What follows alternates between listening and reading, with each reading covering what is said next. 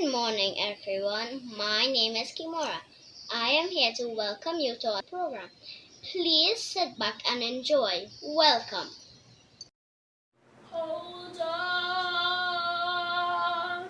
just a little while longer. Hold on, just a little while longer. Everything will be alright. Everything will be alright.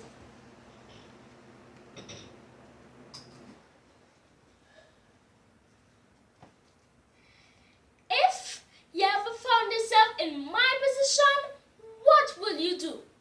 Recently, everyone closest to me had to endure some kind of loss, including me. I just suffered the biggest loss. I lost family, a friend, and the one I love. That one hurt the most. The person who protected me. I want to be strong. I want to carry on. But I'm afraid, and fear could drive us to make all sorts of crazy decisions. So again, I'm asking, what would you do? Now, like so many before me, I find myself on a journey to a foreign land, forced to leave the only home I have ever known out of desperation. Desperation to find a new home, a new family, to be loved. Mama and Naomi was always telling me about their land and their God. A land where God of Israel, a God of love and mercy reigns. Not fair? Imagine they had to leave their home once and come to mine to make a better life. That seems to be very common these days. As immigrants in a new land, they were afraid. Adjusting to a new life in a strange land wasn't easy, but they trusted their God and they took that leap of faith for the sake of their survival. Long ago now, along with his brother and father, my sister-in-law moved on. She was urging me to go back home to our people. It would be familiar. Maybe I might even find happiness again. But I cannot leave Naomi. All that's left is Naomi and me. Something is pulling me, calling me. I don't understand it. Is it fear that is pushing me, or is it the force of love pulling me? I know in my heart, this is the right decision. Our story will not end here. God's work is not done. Then suddenly I hear it, as clear as my own voice. And so I say, your people will be my people, and your God, my God. Would you leave everything you have ever known and follow that voice? Trust and obey. Pray on, just a little while longer. Pray on, just a little while longer. Everything will be alright. Everything will be alright.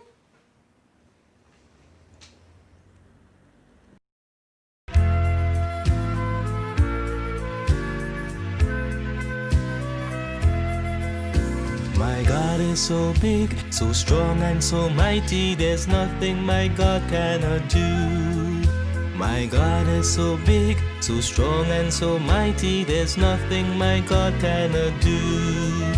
The mountains are His, the valleys are His, the stars are His handiworks too. My God is so big, so strong and so mighty, there's nothing my God cannot do. My God is so great, so strong and so mighty, there's nothing my God cannot do. My God is so great, so strong and so mighty, there's nothing my God cannot do. He made the trees, He made the seas, He made the elephants too. My God is so great, so strong and so mighty, there's nothing my God cannot do. My God is so big, so strong and so mighty, there's nothing my God cannot do. My God is so big, so strong and so mighty, there's nothing my God cannot do. The mountains are His, the valleys are His, the stars are His handiworks too. My God is so big, so strong and so mighty, there's nothing my God cannot do.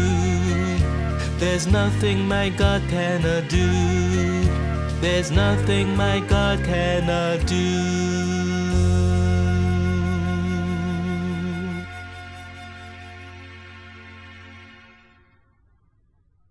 Sailing, sailing home, sailing, sailing. Hey, hello, hello, boys and girls. You all. Yes, this is my little boat that I have here. This little paper boat that I'm playing with. And I know I'm probably too big to be playing with it, but it seems so cool.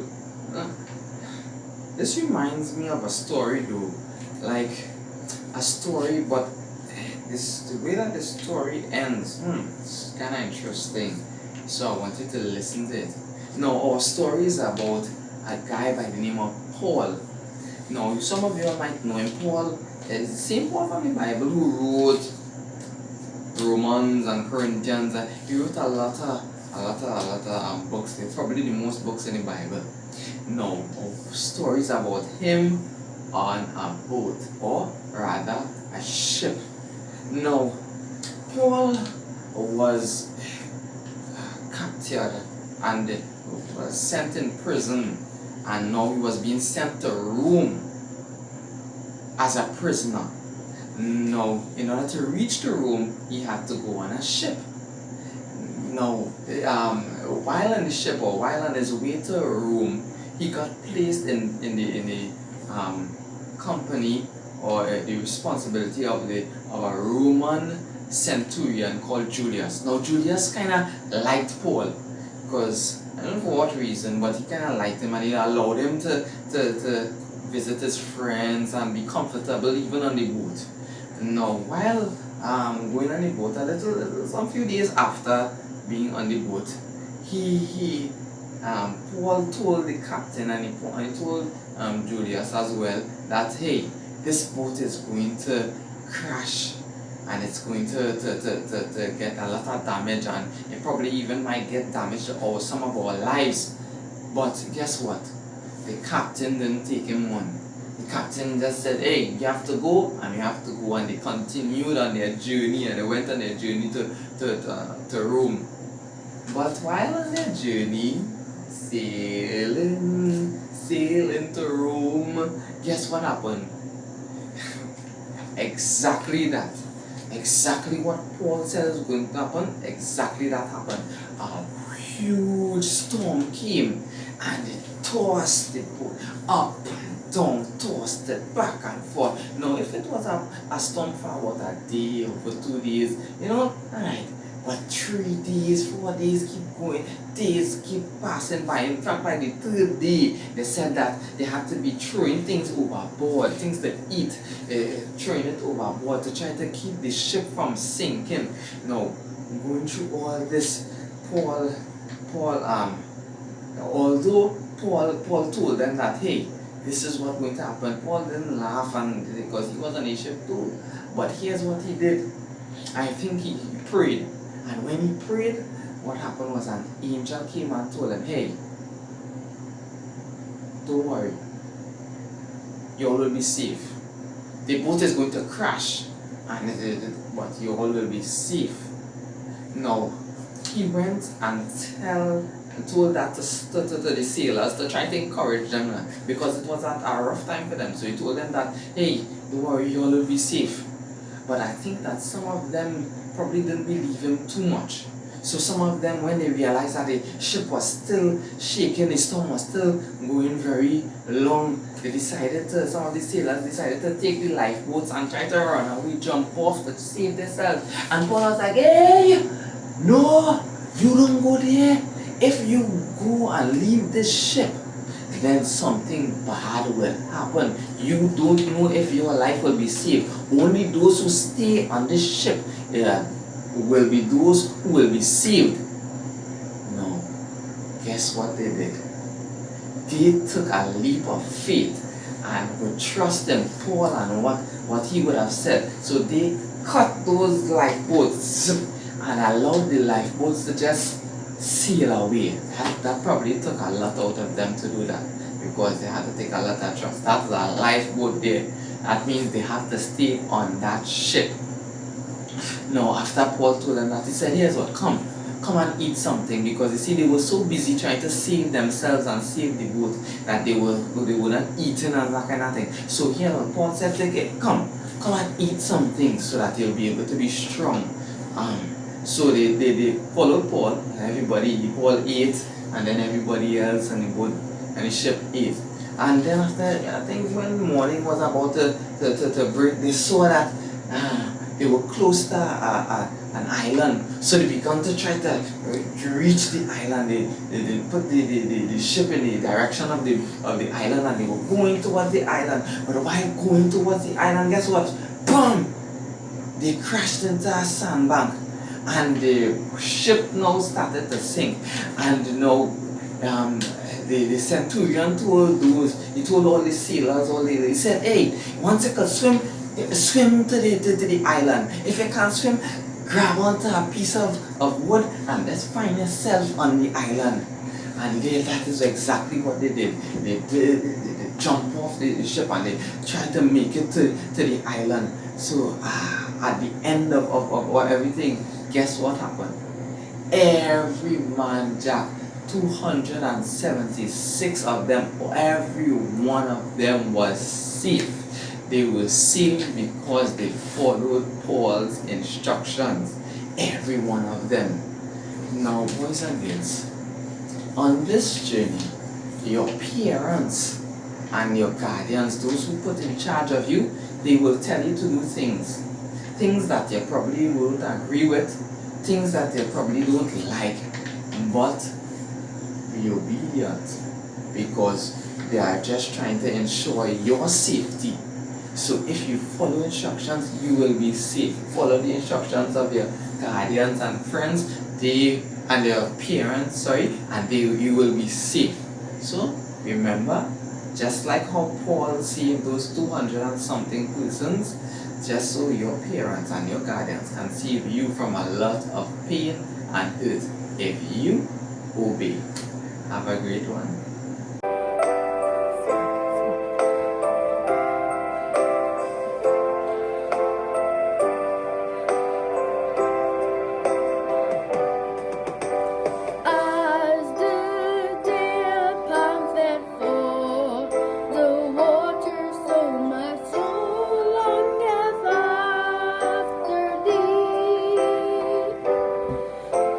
You alone are my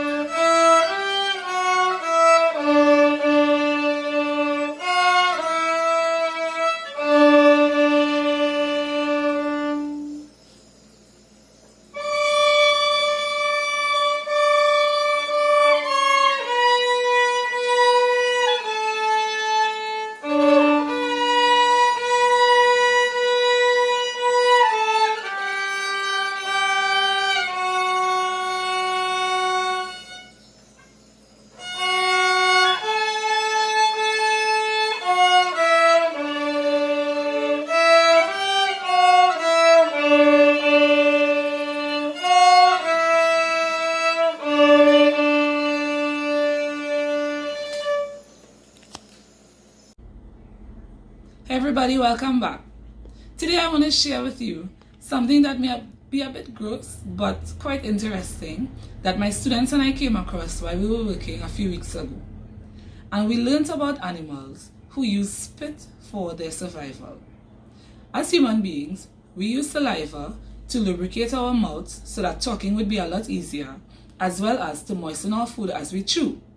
But we came across these three animals who use spit for their survival.